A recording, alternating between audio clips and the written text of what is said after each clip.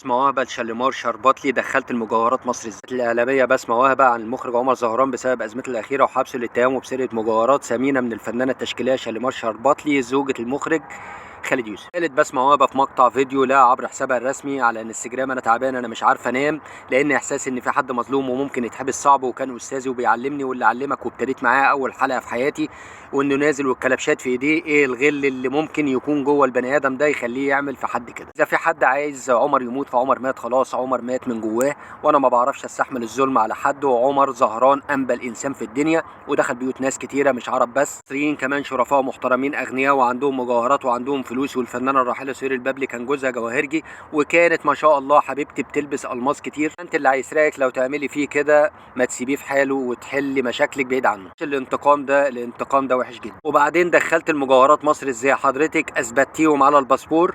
اي اجنبي ملوش الا 10,000 دولار، ولو معاكي حاجه زي كده تثبتيها على الباسبور. حضرتك اثبتيها يا فندم ولا ده يعتبر تهريب؟ ثانيا بلغت عن المسروقات ومنزله لينا صور على النت. طيب ما تجيب لنا صورك كده وانت لابساها.